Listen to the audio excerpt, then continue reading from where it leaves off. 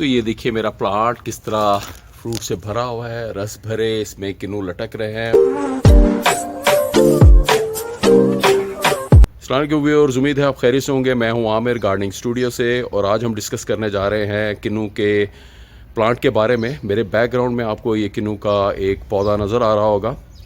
ये पौधा मेरे पास तकरीबन 5 साल से है। इन 5 सालों में जो एक्सपीरियंसेस मैंने हासिल किए, लाइक कैसी सॉइल मुझे चाहिए थी इसके लिए, मैंने इसको किस तरह की फर्टिलाइज़र दी, इस पे किस तरह के बग्स का या जो टर्माइट्स या इस तरह की बाकी चीज़ें होती हैं उनका अटैक हुआ या नहीं हुआ, इस पे फ्लावरिंग कब आती है और इसकी फ्रूटिंग कब तक तैयार हो जाती है, और ये सारी चीज़ें आज मैं डिटेल से डिस्कस करूँगा।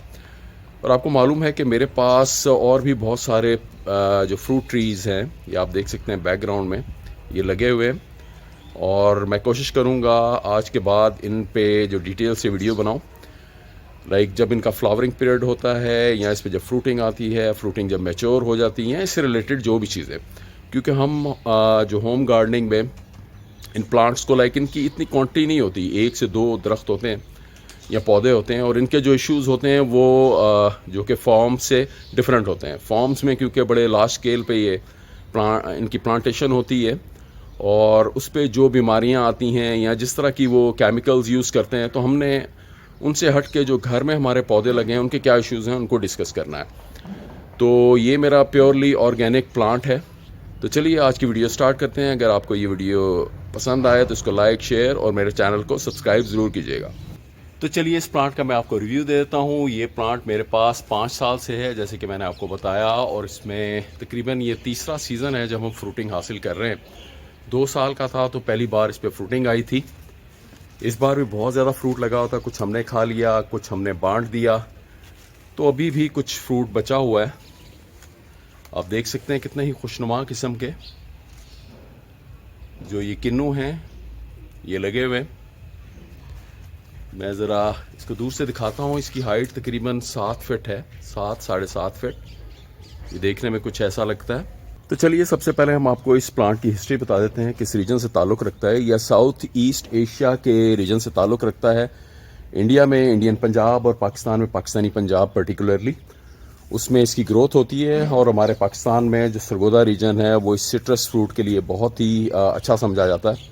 सिट्रस फैमिली से ताल्लुक़ है, और इसका जो सीज़न पीरियड होता है वो स्टार्ट हो जाता है दिसंबर मिड से, और ये फेब और कुछ एरियाज़ में मार्च तक भी चलता है। अभी क्योंकि ये फेब चल रहा है, आप देख सकते हैं अभी भी इस पे फल लगा हुआ है, और इसकी मैं हार्वेस्टिंग जो है वो इस फेब के एंड तक करूँगा।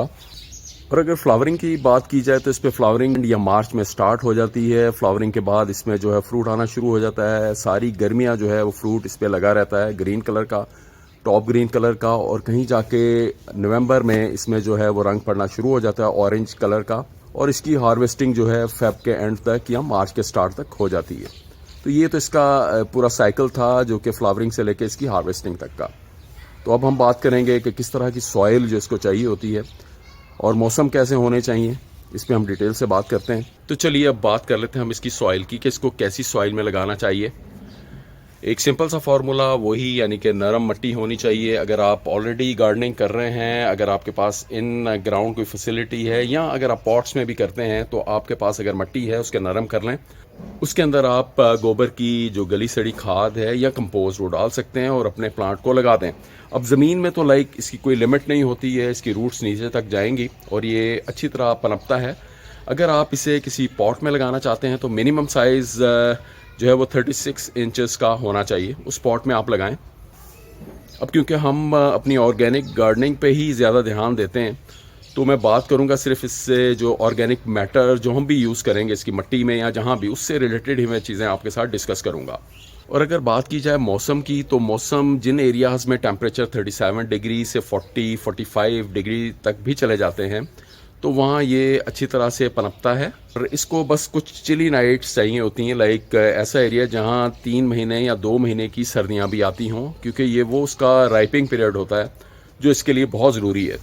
और अगर बात की जाए कि किस किस्म की खाद या फर्टिलाइज़र हमें यूज़ करना है, तो मैंने वही गला सड़ा जो गोबर है और कंपोस्ट जो मैं घर में बनाता हूँ अपने पत्तों की, वो गोडी करके ला रहा हूँ। साल में मैंने 2 से 3 दफ़ा इसको लाइक खाद दी है, और आप देख सकते हैं कि कितना ये लश ग्रीन है।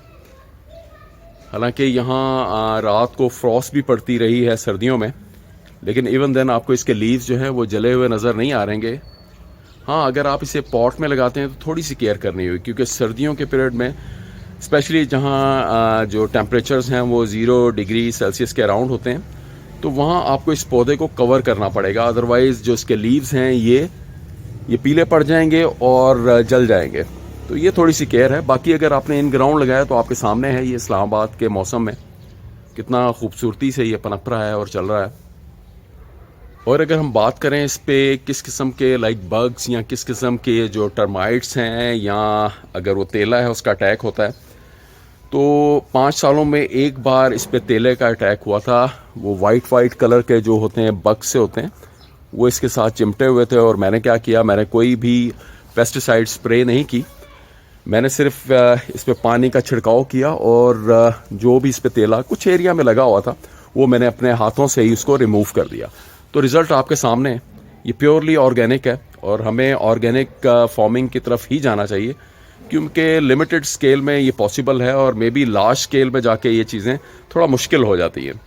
अब हम बात करेंगे इसकी प्रूनिंग की। जैसे कि तमाम फल देने वाले जो दरख्त होते हैं उसकी हम टाइम टू टाइम प्रूनिंग करते हैं। आप देख सकते हैं कि यहाँ आपको ये खुश्क टहनियाँ नज़र आ रही होंगी।